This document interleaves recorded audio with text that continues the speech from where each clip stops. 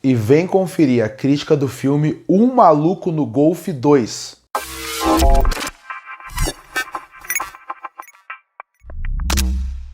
E chegou na Netflix o filme Um Maluco no Golfe 2. Filme esse que é uma continuação do filme Um Maluco no Golfe, lançado em 1996. Para quem não sabe, esse é um filme que foi bem importante na carreira do Adam Sandler, porque o Maluco no Golfe, como é conhecido no inglês Happy Gilmore, foi tão importante na carreira do ator que inclusive a sua produtora chama Happy Gilmore por causa desse filme. Tanto que você pode reparar, todo filme de comédia da Adam Sandler, principalmente que ele é o produtor, quando aparece aqueles quem está investindo no filme, sempre aparece Happy Gilmore, que é o principal estúdio que ele trabalha, para mostrar a importância desse filme na carreira do ator. Só que aí entra a pergunta: por que quem se interessa por uma continuação de Um Maluco no Golfe, ou Happy Gilmore? Porque o filme é de 96. E eu sei que o filme, ele tem alguns fãs, ele tem pessoas que guardam com carinho esse filme,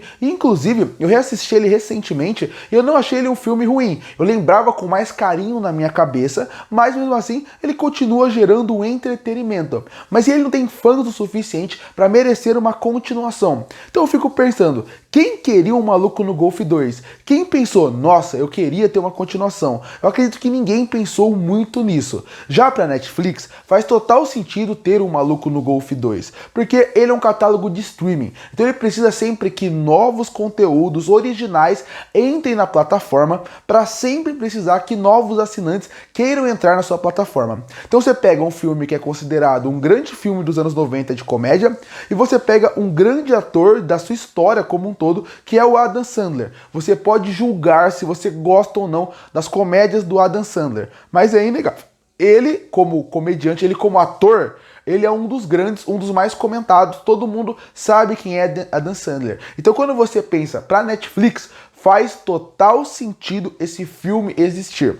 E quando eu vi sobre o que era o filme, como iria seguir a premissa dele, que é o Happy Gilmore, depois que ele foi campeão várias vezes, teve uma tragédia familiar, isso mudou sua vida, eu pensei, bom, esse filme vai seguir um padrão que esses filmes de comédia fazem, que vai ser, normalmente filmes desse estilo fazem, que seria, ele teve um grande sofrimento, ele teve algo que prejudicou muito a sua vida, ele se aposentou da carreira, aí depois por algum motivo ele tá mais velho, ele vai ter que retomar a sua carreira, aí ele começa a treinar, aí depois que ele começa a treinar, ele vai voltar para os campos, vai ver que ele está velho, vai ter um arco de superação e no final ele vai ganhar. Esse é o padrão que esse filme faz com essa premissa que eles apresentaram. Normalmente colocando família, porque o Adam Sandler gosta de colocar família no seu filme, algo que eu entendo, porque quando você coloca isso, você faz o filme virar mais familiar.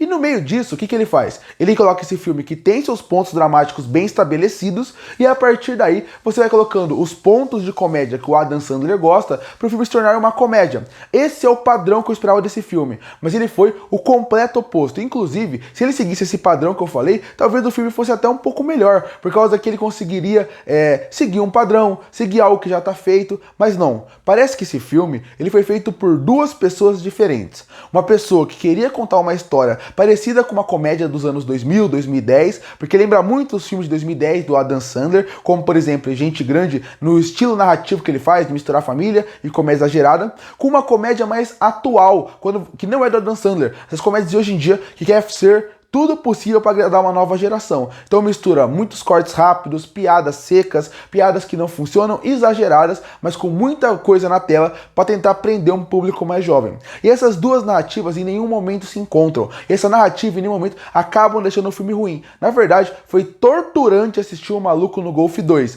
E não porque eu sou fã do primeiro filme, porque eu não sou. Eu digo porque como filme de comédia individual, ele não funciona de maneira nenhuma. Foi um terror ver esse filme. Porque você consegue perceber que existem várias ideias interessantes ao longo do filme, clichês, mas muito interessantes. Mas o roteiro quis contar tantas coisas ao mesmo tempo que essa parte dramática não funciona de maneira nenhuma. Quando o filme começa e ele mostra que o Happy Gilmore ele teve 4 filhos e uma filha, e mostra que a filha, ela é a mais inteligente do grupo, ela é a que quer ter um concurso de balé, ela quer na verdade ir para fazer uma escola de balé em Paris, que é a motivação dele do filme. Você pensa, bom, aqui está o arco dramático do filme, vai mostrar a ligação de pai e filha, que o Adam Sandler normalmente faz nos seus filmes, e ele tem entrega bem, vai mostrar ele se ligando, ele lutando por ela, mas isso simplesmente sai da história e é completamente esquecido. A motivação que o filme tenta dar o tempo inteiro pro personagem, falando como que ele pensa na família, como ele sente a família, como ele sente a morte da mulher, acaba não funcionando de maneira nenhuma,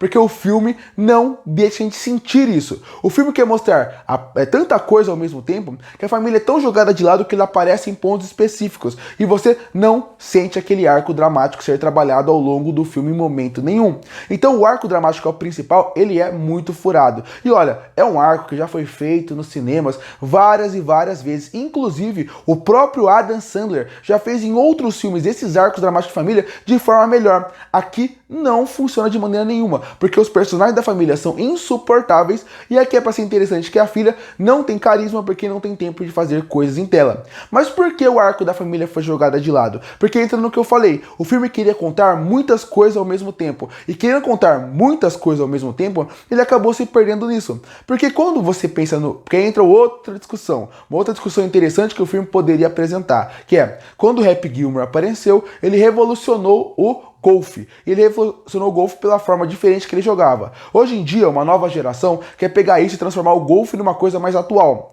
Isso poderia ser uma crítica tão interessante para o filme também, trazer algo tão legal para o filme, que seria como a nova geração se acha superior à antiga, como a antiga não deveria ser menosprezada. Isso não funciona para o golfe, isso funciona para todas as áreas que você imaginar. Então isso seria muito interessante, mas o filme joga de lado e não funciona de maneira nenhuma, porque ele não consegue trabalhar e desenvolver essa discussão. Tanto que no final passa muito mais uma impressão que eles criaram essa narrativa só para chegar no terceiro ato e entregarem uma cena de ação gigantesca de golfe que é exagerada, não precisava existir e não tem graça. Então até as discussões que o filme apresenta são mal trabalhadas. Tem uma discussão envolvendo o alcoolismo que também poderia ser muito boa, que o filme não se aprofunda. De novo, nesse arco do alcoolismo, seria muito interessante colocar a família do Happy Gilmore aqui. Não colocam, porque o roteiro não sabe o que fazer. Na verdade, o roteiro, ele prioriza fazer participações especiais do que realmente entregar bons momentos narrativos. Tanto que ele prefere dar mais espaço pro Bad Bunny, que tá no filme, ou, por exemplo, pro Eminem numa cena, ou pro Post Malone, que tá no filme, ou pro Travis Kelce, que tá no filme, que são figuras públicas muito conhecidas, ou lutadoras famosas, outros jogadores. Ele prefere colocar participações especiais para vender o filme do que pensar narrativamente. Se você tira metade desses participações especiais que estão no filme inteiro e coloca mais da família, o filme funcionaria dramaticamente muito melhor. E muita gente pode falar, mas eu vou assistir um filme da Adam Sandler, eu quero comédia. Gente, tem uma frase no cinema que menos é mais. E por que eu falo isso? Porque quando você coloca demais um elemento, você pode estragar um filme. Imagina que você vê um filme de ação. Se o filme de ação for 1h30 e 1h30 eles não conversarem 1 minuto, for ação 1h30, eu posso te garantir que mesmo que você não odeie o filme, você vai enjoar, porque você precisa do respiro. O respiro é importante para você conhecer os personagens, desenvolver os personagens, desenvolver a história e não cansar da ação, porque a ação o tempo inteiro cansa. É a mesma coisa de comédia. Se você dá risada durante 1h30, o filme vai perder a graça. E é isso que acontece aqui. O respiro é importante, mas eles apelam para comédia, apelam para participação especial e esquecem a parte dramática, que é muito importante. Existe o Adam Sandler nesse filme e o resto são só voltas de atores do filme original, participações especiais e um vácuo de drama que precisava ter aqui. É como aquela ideia da montanha-russa. Você vai na montanha-russa a primeira vez, você acaba achando ela, fica com medo, fica apreensivo e você quer ir de novo. Na segunda vez ela continua funcionando, você continua com aquele medo, aquele frio na barriga. Quando você vai na terceira, quarta vez, em seguida, ele perde a graça, porque são tantas vezes repetitivas que não tem o fator surpresa. Comédia, ação, sem parar, gera essa ideia da montanha-russa de são tanta coisa, você vê tanto sem parar que perde a graça, perde o impacto. É isso que acontece aqui. Eles focam tanto numa comédia genérica, que eu vou falar mais pra frente da comédia, foca tanto em participações especiais, esquece tanto a parte do drama, que ele esquece que a pessoa que tá assistindo o filme, ele precisa se ligar com aqueles personagens, com aquele universo. Então, esse é um grande problema. A história não funciona, porque ela é confusa, ela é perdida, ela não faz sentido. As discussões que eram pra ser interessantes não funcionam de maneira nenhuma. E isso estraga o filme também, misturado com o visual de personagens que também aparecem mais pro final do filme, que são tão genéricos, tão mal feitos, que me incomodam. De novo, esse é um filme que ele é feito para tentar pegar aquele público mais jovem, que ele não consegue parar na cadeira um minuto. Então ele quer entregar tudo ao mesmo tempo. É muita fumaça, é muita explosão, é muita gritaria. Isso acontece exatamente... porque o filme não sabe para qual caminho ir. Quer ser um filme mais antigo, um filme mais novo. Inclusive, muitas das piadas que estão aqui já começaram obsoletas. Muitas das ideias que o filme tem já começaram obsoletas porque já não funcionam no filme. Mas como eu falei, eu sei que tem muita gente que chega nesse tipo de filme e pensa, com tudo que você falou até agora, eu não me importo. Se a comédia funcionar, pra mim tudo bem, eu vou me divertir. E pra mim, a comédia não funciona de maneira nenhuma, porque ela tem o mesmo problema do que eu falei no começo do vídeo. Ela é uma mistura mal feita de uma comédia do começo dos anos 2010, que já não funcionava, com uma comédia mais atual, que não funciona de maneira nenhuma. Vamos devagar. Primeira comédia dos anos de 2010. 2010, quando tinha aqueles filmes do próprio Adam Sandler, eles sempre tentavam fazer piadas bobas, que até funcionavam uma ou outra, e aí quando ele tinha medo do público não rir, ele apelava para piadas mais ofensivas, que seriam mais na parte da escatologia, seria mais na parte do xingamento. Isso se repete aqui desde a primeira cena. Essas cenas, elas não geram comédia, elas geram vergonha alheia. E antes de eu continuar, é bom explicar. Comédia é muito relativo. O que eu acho engraçado, você pode não achar. Todo gênero e todo filme é isso. Você pode gostar e o outro não. Mas comédia é mais específico, porque o que cada um acha engraçado realmente é muito diferente um do outro. Pra mim não funciona. Pra mim essa comédia do começo dos anos de 2010, que era essa ideia de exagerar muito em escatologia, exagerar muito em piadas de sexo, até de xingamento, não funcionam, não tem graça. E de novo, geram vergonha alheia. E o filme inteiro é isso. O filme inteiro é uma cena atrás da outra, apelando o tempo inteiro para piadas nesse estilo, nesse formato, que acabam gerando mais vergonha alheia do que algo engraçado. Tanto que quando aparecia alguns personagens em tela, eu já meio que ficava apreensivo pensando, lá vem aquela piada de novo.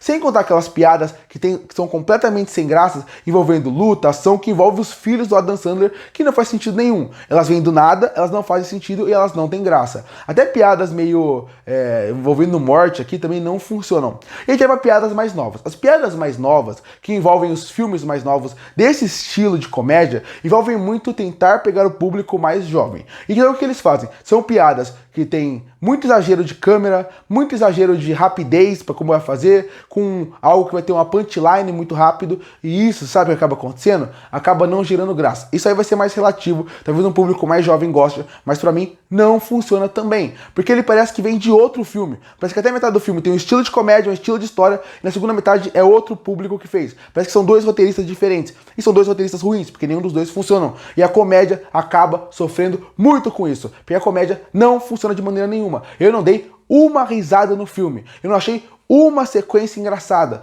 uma sequência divertida. Eu não consegui dar um mínimo risada. Então isso é um problema. Eu acho que esse filme, inclusive, ele nem é pra toda a família. Diferente dos filmes do Adam Sandler, que lá pro começo de 2010, eles saíam muito pra DVD, VHS e faziam muito sucesso na repetição da TV e repetição de locadora. Esse filme de hoje, saindo pra Netflix, que tem tantos filmes na sua plataforma de streaming, já chega obsoleto. Já chega um filme que não gera o interesse sem ser a cara do Adam Sandler que está na pôster. Porque de resto, é mais uma catástrofe desse ator que, pelo amor de Deus, ele tem potencial, ele mostra que quando ele quer, ele é um grande ator, quando ele entrega drama, ele concorre até a Oscar, mas infelizmente ele, como comediante, talvez não funcione mais tanto como já funcionou um dia em alguns filmes. Concluindo, o Maluco no Golf 2 nem deveria existir, mas já que existiu, ele é um grande fracasso, que não funciona na parte dramática, não funciona na comédia e não funciona na parte de alguma lição que ele pode dar, que normalmente o Adam Sandler consegue entregar nos seus filmes. E por isso que eu fecho o Maluco no Golf 2 com uma nota 3 de 10.